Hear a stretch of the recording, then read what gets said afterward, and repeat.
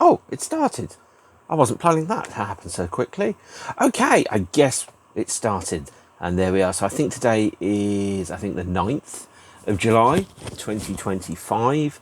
And this is episode 450. Big number of Mark's NOTCAST, where I talk occasionally, maybe once a week, about some subject that interests me and, judging by my viewing figures, doesn't interest very many other people. But there you are. Today, I am talking about something that's been in the news and something I think I have some personal experience of. And I have decided it's going to tackle a big subject, which is basically autistic or asshole. And that is inspired by three things, which I've seen. The first one is Greg Wallace. And by the way, that's Greg's with two G's.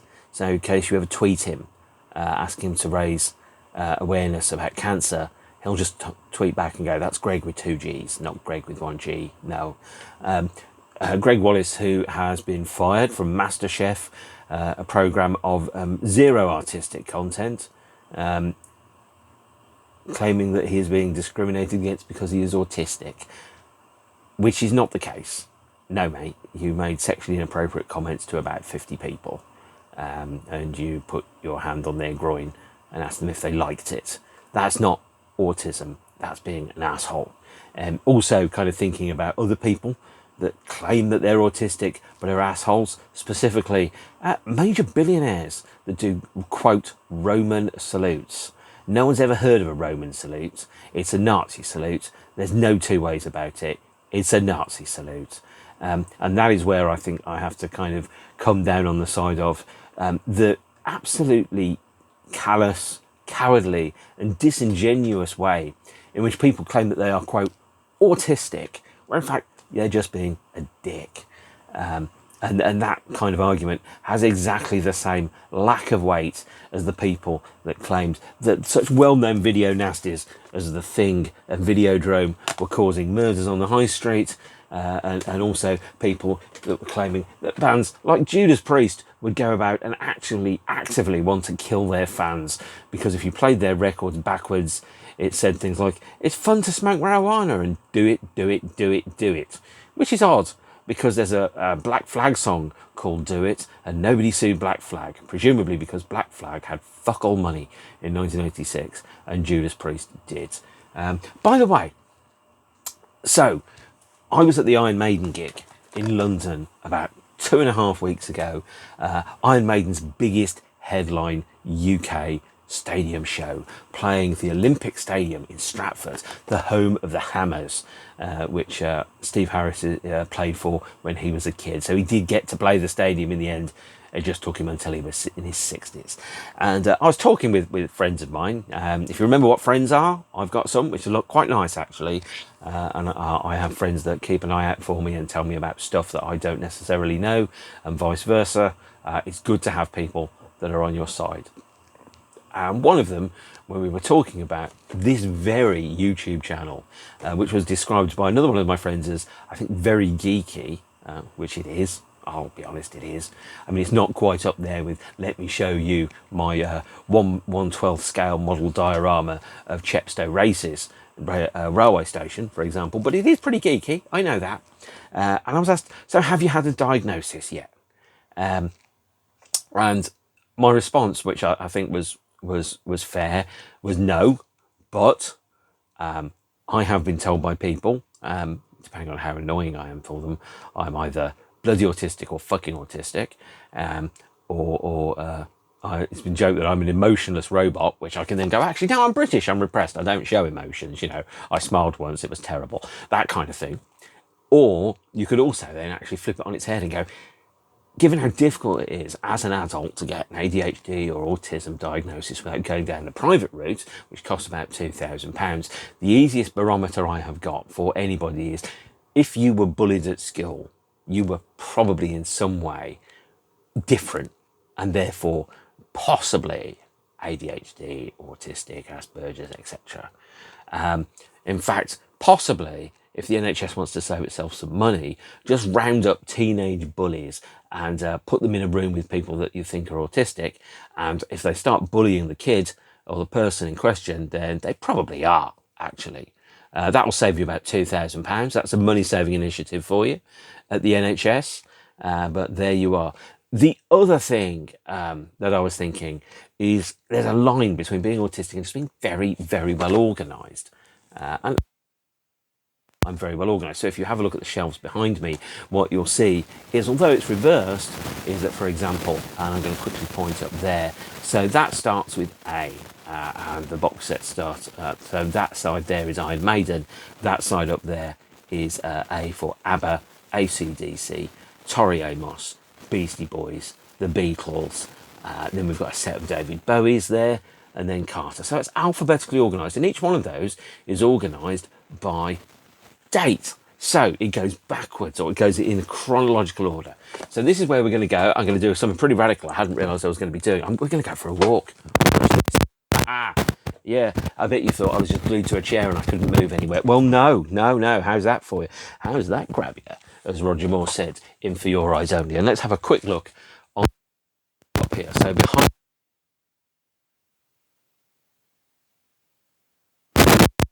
the David Bowie which starts with 5 years, which is, I think, there, which is 1969 to 1973, 1974 to 1976, 1976 to 1978 or so, 1982, 1982 to 1988, and then Brilliant Adventures, which is 1992 to 2001. They're arranged chronologically. And the reason that things are arranged chronologically is because otherwise I'd never bloody find them.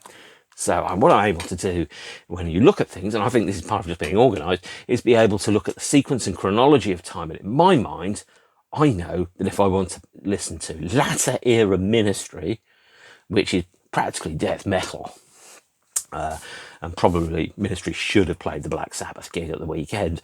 I then move towards one end of it, and if I want to listen to perhaps the groovier end, which would be things like, With Sympathy, Twitch, and some of the Revolting Cock stuff like Big Sexy Land and You Goddamn Son of a Bitch, I have to go to the first end of it. Because, by the way, in my mind, because the lineup of Ministry features Al Jurgensen, and I think it's Phil Barker, they were also in the Revolting Cocks, and the Revolting Cocks was also part of Ministry, so I filed the two together. Now, you could say that's autistic. I just think it's very, very organised. It's like being a human spreadsheet. It just means I can find my stuff when I need to find it. In the same way that my CDs are organised by size. The outsized book packs are in different sections. The LPs and the 10 inches and the 12 inches are all filed together. The 7 inches are on separate shelves. You'd never find them any other way, would you? The DVDs are in separate sections to the Blu-rays, and again, they're all arranged chronologically and stroke or alphabetically. Films are arranged by the name of the film, discounting the word "the" at the start, or A, for example. I don't think I have any bands that start with A, apart from possibly A House, and I don't have them. But obviously, bands that start with the word the Twilight Sad, The Wedding Present, The Wonder Stuff, The Mission, The Sisters of Mercy, all of those start with the respective second word first letter, being the S or the M or the T or the R or whatever, the Radioheads, the Suedes, the Blurs, etc. Band t-shirts are organised by A to Z, and then chronologically inside the band's lifespan by the date of the respective tour date or album. So I have a reprint of a 1995 REM t-shirt from the Monster Tour, which has the dates that were cancelled because Bill Berry had an aneurysm struck out on them. So those were reprinted when they reissued Monster in 2019. That t-shirt doesn't go with the 2019 period of REM. It goes with 1994 because that is the t-shirt that they were doing at that point with a minor variation to take into account historical changes and inaccuracies that have occurred. And so, yes, I guess in many ways I am undiagnosed. And I can also share a number of my friends, because remember what it's like to have friends? You may think I don't have any, I just don't spend time filming them when I'm with them. But my friends, some of them have diagnoses. Some of my partners and former partners are either official or unofficial, like ADHD, autistic, etc. And they're people that I get on with very, very well, and I see a lot of my mannerisms in them. So, and we're humans too. The big cliche is that we're unthinking, mindless robots like Rain Man. And we're not. We're people. We just feel these things in a slightly different way. We interpret various inputs perhaps slightly differently. We think about objects and events and circumstances and emotions perhaps from a slightly different perspective.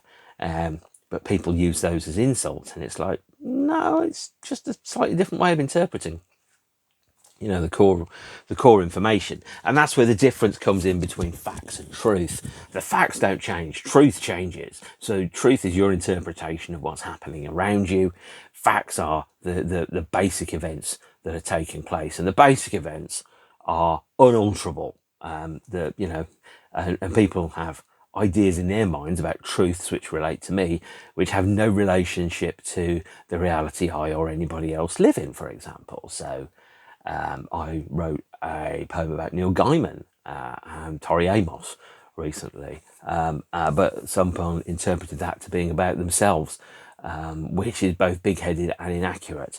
And primarily, if you look at the date that that poem was written, which was about the 2nd of February 2025, the Neil Gaiman article was first published, I think, in I can't remember, it might have been Rolling Stone, around about the 26th of January 2025, the one that had allegations that he'd sexually assaulted people. And the thought process that I had in my mind was Tori Amos, of whom I am a huge fan, and obviously a survivor of sexual assault, had allied herself with Neil Gaiman, and they had been kindred spirits at various points in time.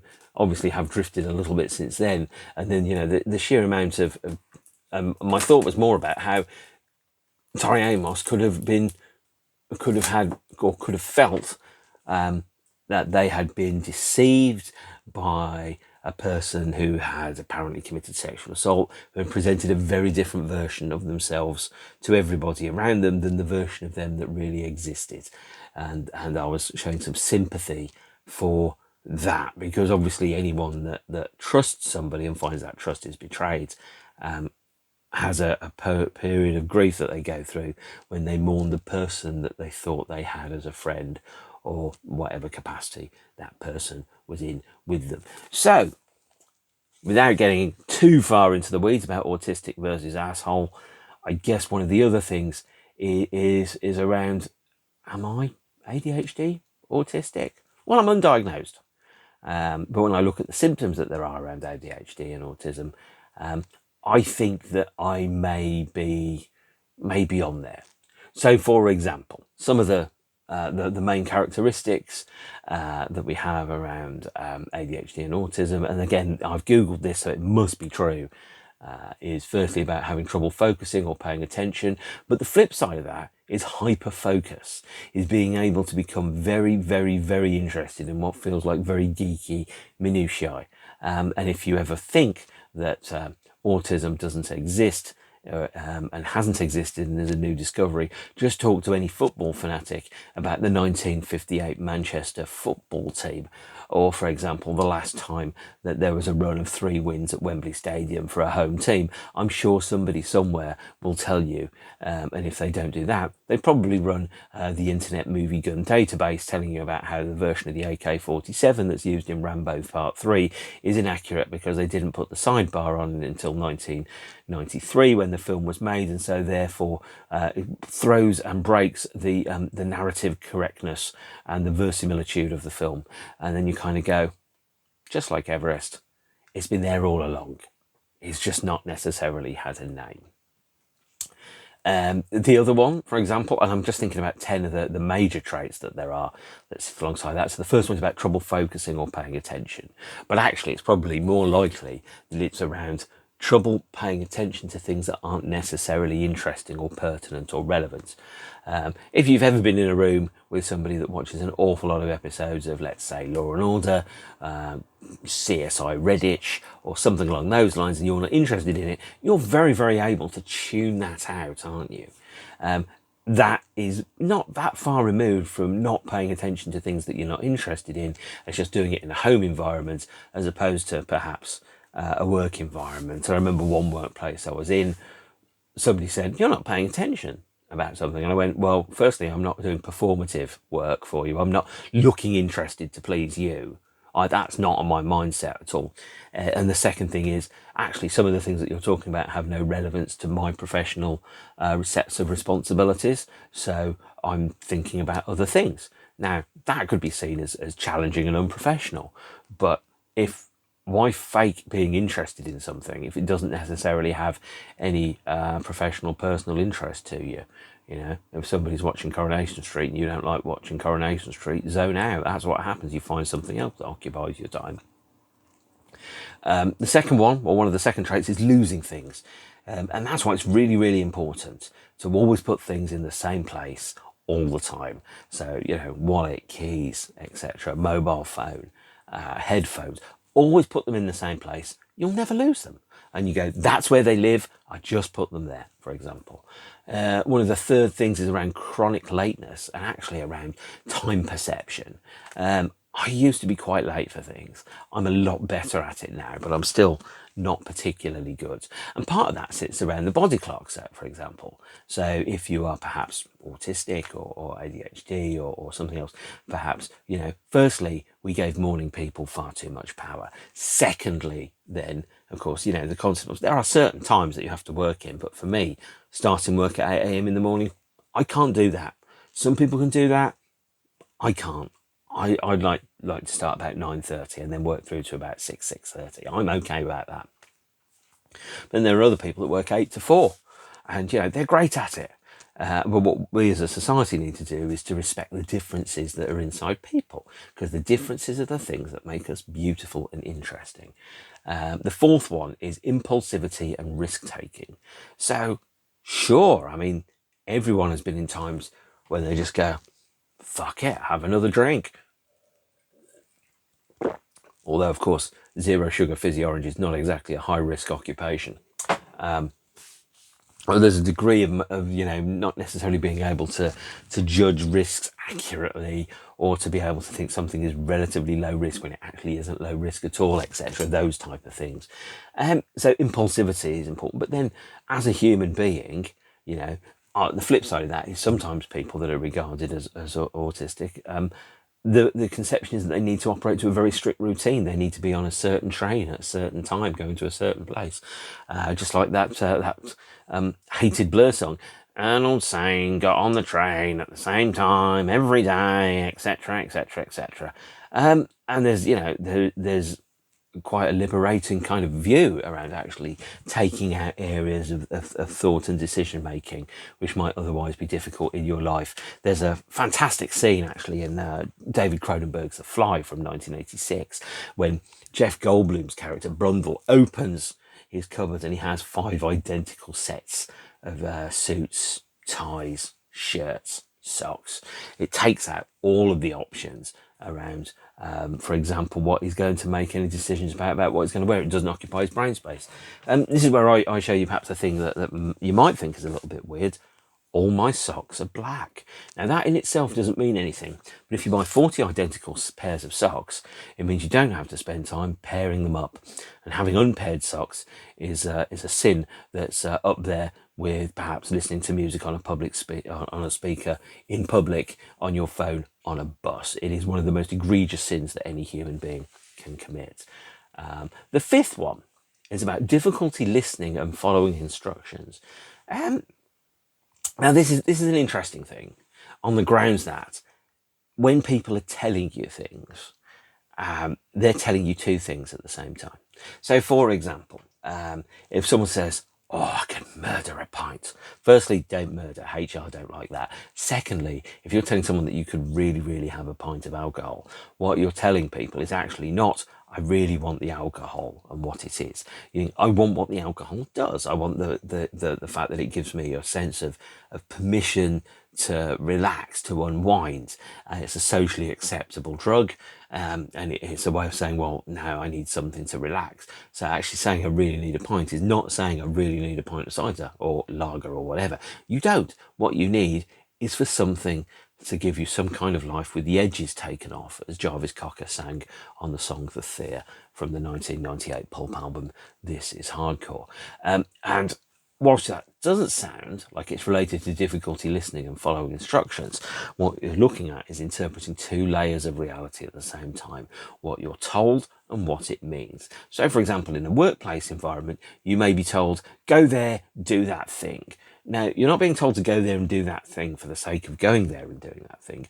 You're being told to go there and do that thing because going there and do that thing achieves the outcome that the organisation, your employer, needs in order to help you, or help the organisation fulfil its objectives.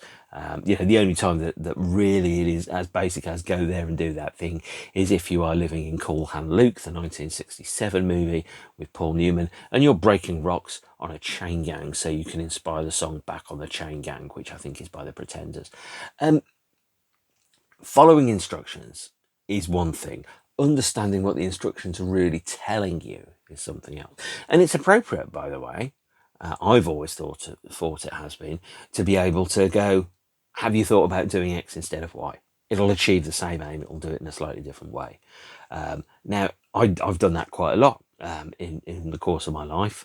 And I think sometimes people have thought that I'm a troublemaker for doing that, but I'm not, because what I'm actually doing is I'm discerning what are the objectives that you're asking me to fulfill. I have an idea about fulfilling those objectives in a slightly different way that might work. So that's one part of it. And that's sometimes there's also an element of ego in terms of people that listen to that and go, you're challenging my authority, you're questioning my decision making. And that means that you can get a reputation for being a troublemaker, which is just not the case, because you end up going, I'm thinking about what you're telling me and I'm coming up with some ideas to help as part of a solution. It's a difficult position to be in. I think the workplace is more enlightened these days, but obviously it still does take place. 6, struggles with prioritizing tasks. Everyone, squirrel.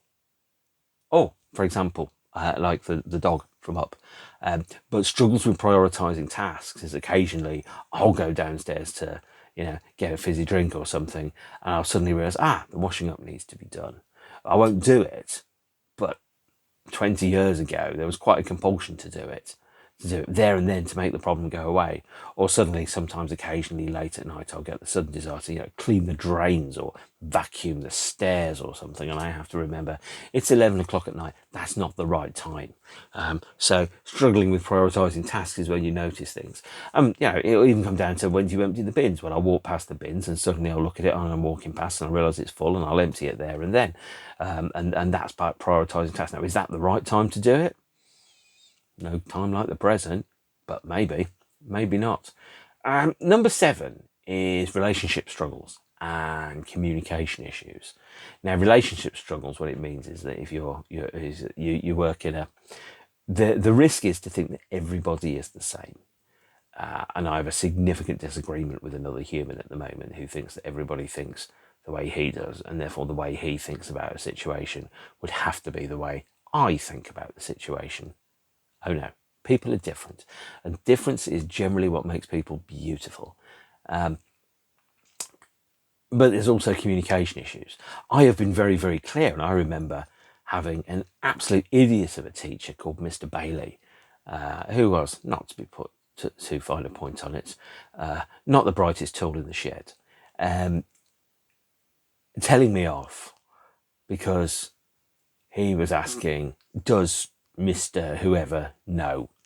And I went, I told him. And he's going, no, does he know? And I went, I told him. I don't know if he knows, but I know that I told him.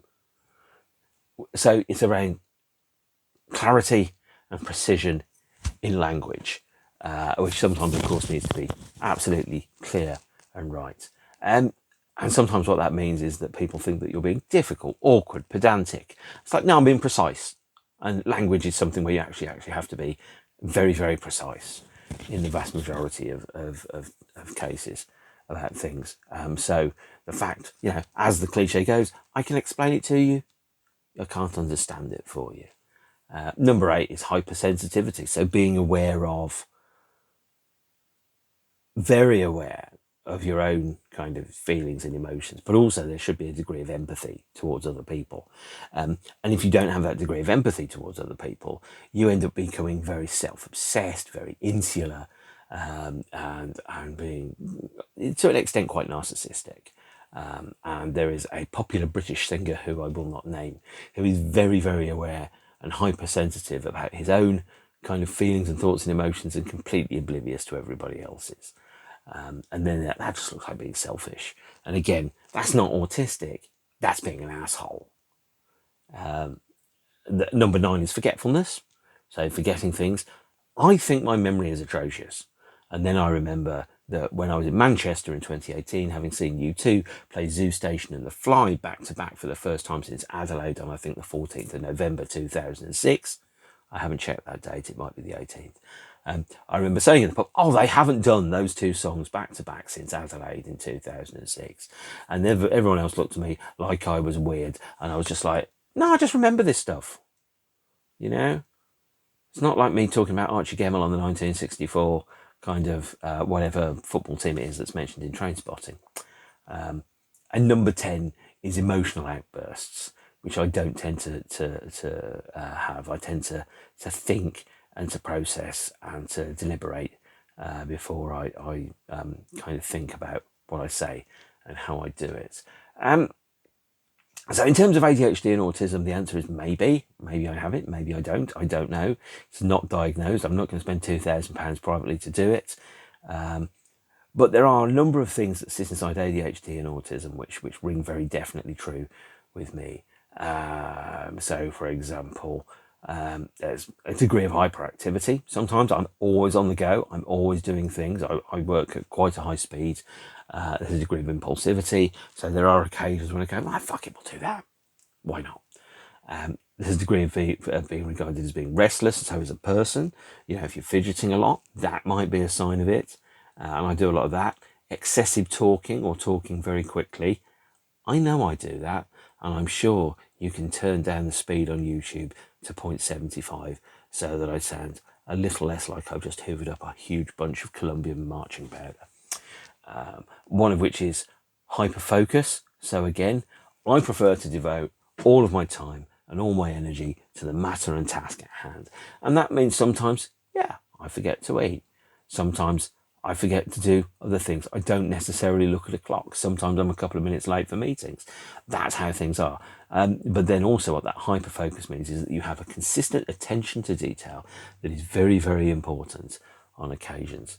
And so therefore, the consistent attention to detail means that Judas Priest's complete albums collection is in fact a complete lie, because it doesn't have the studio albums, including Jugulator, or the 2 live albums that were recorded with Tim Ripper Owens when he replaced Rob Halford.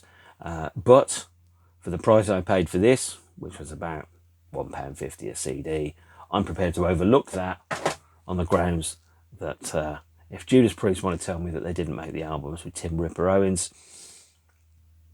I'm just going to wait until it's significantly discounted before I buy the box set. That was about £30, by the way. One of the other ones is sleep difficulties.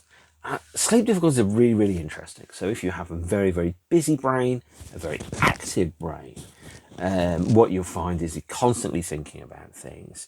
And I always liken getting to sleep as kind of like landing a plane, is that I'm circling the airport, I'm waiting for my approach, and then I'm able to train my mind is to go, right, now we're going to go into the descent to sleep. So, lower the landing gear, think about boring things, etc. And medication helps for that, by the way.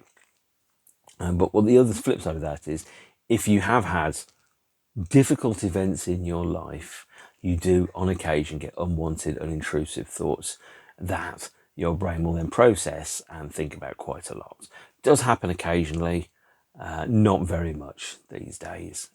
And I have been through some treatments that have enabled me to manage those events and those intrusive and unwanted thoughts. So sleep difficulties. And one of the other things, of course, is because your mind is going at 1,000 miles an hour at 2 a.m. and you can't stop thinking about why does that do that, and why in that as that happens, but it not happened there, and then there's a a logical inconsistency between. So in why does in the director's cut of Lord of the Rings: The Return of the King, suddenly the guy with the weird face who's in Mad Max 2 who talks like this, so why does his body suddenly disappear? Why couldn't they have CGI'd him into an extra couple of shots to maintain it from continuity perspective? That doesn't make sense. That is the stuff that keeps me awake at night. So you have to think about taking those constant thoughts and those and to dial them down. But what it does mean is by the time you go to sleep, you don't go to sleep in a calm fashion. It's like going to sleep white knuckle riding the top of a roller coaster and eventually conking out through exhaustion. Which is, sleep difficulties, which means mornings. Again, we gave morning people too much power. The next one is around unstable relationships, which I am relatively lucky to have been quite successful in terms of relationships and to have had some that have lasted for a very long time. There was a time when I think I had less than amazing taste in people, and I attached myself to people that were perhaps not the right people for me. My taste has improved dramatically over the years and continues to do so. One of the other ones is poor work or school performance. Well, that's an interesting way of looking at it. Because, for example, if you think about a maze, for example, some men just want to watch the world burn, don't they? But in terms of school, exams and school, exams only measure people that are good at exams. Opinion polls only measure people that fill in opinion polls. If you find what people are good at, they will be amazing at it. And what you've got to do is you've got to let people bring their imagination and their individuality into the situation. So, yes, poor school performance. I didn't do amazing at school. And one of the reasons was the way my brain thought wasn't the way that examiners wanted my brain to think. So therefore, I wasn't great at exams because that's not how my brain thought. My brain thought in different ways. Poor work performance, for example, is that you have to find the right working environment that matches your personality and your thinking and your aptitude. Not everybody has that because everybody is different. One of the other elements is low self-esteem. Well, I don't have that. Now, of course, if you're going to do 450 episodes of a YouTube where you talk constantly about whatever interests you, one could argue that you are a little bit big-headed. But realistically, this is a hobby. And if nobody watches it, that's okay too. I've been accused of doing all manner of things in the context of vanity. And I'm like, well, how does that differ from anybody doing anything? I run a YouTube because I want to do it. Nobody wants to watch it. Fine. Nobody watches it. It's not for them. It's for me. If I occasionally Google something relating to myself, that's not vanity, that's curiosity, which is actually a really interesting thing to have. And if you Google your own name, unless your name is like Robert Smith or Brad Pitt or something, you'll find some interesting people. And you go, wow, I never knew that, for example, I'm a physics lecturer at Edinburgh University. I was, I think, formerly a NASCAR stock car driver, and all those type of things. A couple of things else that are in there: speech patterns. If you listen to the way in which people construct and use language and communicate, you could start to identify probably quite easily people that have, or at least traits of autism and ADHD. And then one of the other things is siblings who have ADHD or EUPD, which is emotionally unstable personality disorder, borderline personality disorder, oppositional defiance disorder, or pathological demand avoidance. And symptoms of those, actually sometimes the symptoms for those overlap with autism. So, for example, symptoms such as poor school or work performance, unemployment, financial problems, alcohol and substance abuse, trouble with the law because of, for example, as earlier pointed out, difficulty listening and following instructions, They interpret laws and rules from a different perspective and go, well, actually, I'll follow the laws and rules that apply to me, that make sense to me, not the ones that actually exist, which creates difficulty in your day-to-day life. And then sometimes occasionally poor physical and mental health. And if you have siblings with those, what you'll find is sometimes the outputs of some more negative outputs of ADHD and autism can also kind of overlap with things such as EUPD, BPD, ODD, and PDA, which doesn't stand for public displays of affection. But you can't say, I'm autistic, because sometimes if you're doing a Nazi salute in public, or you are groping people pretending to be a wacky man of the people master chef, you're not autistic. You're using it as a mask to hide behind, and you're insulting everybody. You're an asshole. Is where I'm going with that. So some of the other things that kind of sit alongside the ADHD and autism element. And autism is sometimes it's hard to understand other people because brains operate in different ways and interpret inputs in different ways. So there's also that thing about the unspoken rules of society. Don't cut in front of somebody in a bar. And you have to learn those, really. You can kind of sit there and go, it's not illegal. No, it's not illegal, but it's a bad move and it doesn't go well with your trousers. Don't do it. For example, there's a degree of being very anxious. Some people just don't care about other people, and some people do. So anxiety is actually related to what do other people think of me, versus the other element of going, am I presenting myself authentically?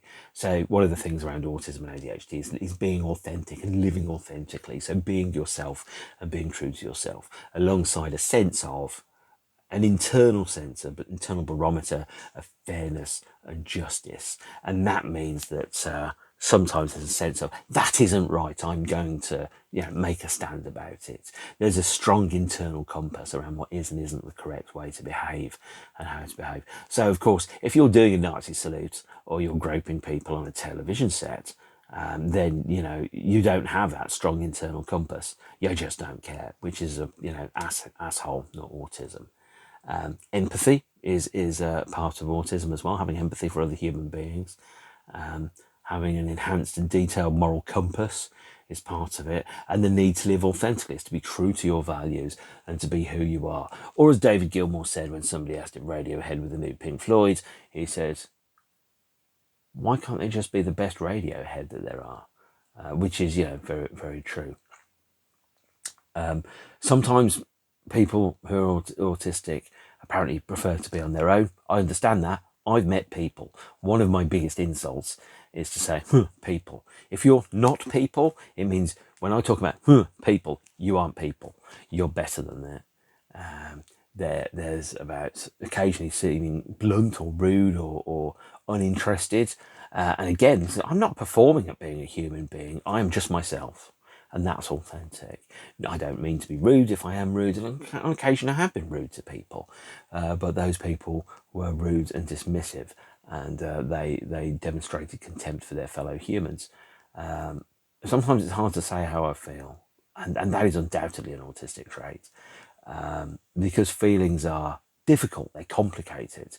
And so I have to sit with my emotions and be sure and clear about them before I express them. So if I express my emotions and be damn sure they are not new to me, I have thought about them and considered them for some considerable period of time to make sure that they aren't immediate gut reactions around that. I do like routine. I have the same breakfast every day, shreddies and a chocolate muffin. It's glorious. I drink the same drinks every day. By the way, this is Aldi's fizzy orange zero sugar, 69 pence for 2 litres. Tastes better than Fanta and doesn't put weight on, which is always good. There's a degree of not understanding social rules. Well, some social rules don't make sense to me, but I will work with those and I will try to understand those. And if I understand why other people follow them, then I understand that we need, as a human race, we're in one vast ecosystem, one huge organism of people that talk together and interact together. And so therefore we do need to just get along. And we need to work well and cooperatively together, because together we multiply our powers and our skills. Apart, we don't. There is a thing about avoiding eye contact, which sometimes I do, because eye contact is really intense. Sometimes I misread social signals. By the way, I am terrible if you want to flirt with me. If you want to flirt with me, you basically just have to say, I'm flirting with you. And I go, okay, great, I got it. Otherwise, I just think you're being polite and nice. Noticing small details, really, really important. I do an awful lot of that. Hence, right now, I could probably talk for half an hour about factory records, catalogue numbers, but I won't. There's a very keen interest in certain activities. So yes, talking about old pop groups from the 80s. Planning carefully is a key part of it. And I'm good at planning things. And fitting in, or more correctly, knowing when and when not to fit in is probably an important part of it. But ultimately, I don't have a diagnosis about whether I've got ADHD or autism. I just have a sense that I am. And I've found a way to make those character traits inside my personality work for me in a way that serves my life. I found a job that works with my personality accurately, I guess. I mean, I am hyperactive. I'm very fidgety. I'm sometimes restless. I talk a lot, and fast. I have occasional moments of being inattentive to things that are incredibly boring. And I lose focus on those. And sometimes it looks like I'm not interested in them. And, well, frankly, sure, some people really like doing YouTube videos about how to grout a floor. I'm very glad that they do, but it's not for me. And so from my perspective, everyone is a little bit geeky. Everybody is a little bit weird. You find the thing that makes you who you are and you follow it, because you have to authentically be who you are and to live in that moment and be yourself, because there is nobody else that you should be apart from yourself, and true to that. And yeah, I'm a bit geeky, and that's okay. I can live with that. Obviously, as you can tell by the fact that I've detailed both not only how I file my t-shirts, how I file my records, how I organise things, how my memory works, is, yeah, maybe I am autistic. Maybe I do have ADHD. Depending upon how I stand up for myself, some people might think I'm an asshole. But you'll never catch me doing a Nazi salute in public, and you'll never catch me groping somebody and going, gee, I fancy a bit of that. Because people that do that, and yes, I'm looking at you, Greg Wallace, you absolute spoon of a man, are insulting, because there are well-known, acceptable ways to behave. And if you are a social deviant who understands the rules of society and just doesn't care, then ultimately what you are doing is not being a brave visionary, following your own path. You're just making life difficult for yourself and everybody else around you. And occasionally you have to stand up for the things that you believe in, but also you've got to ask yourself about which hill you're going to die on. If you're going to die, are you going to die with your boots on, as Iron Maiden sang? And maybe another way of looking at it is, if you'll fall for anything, you'll stand for nothing.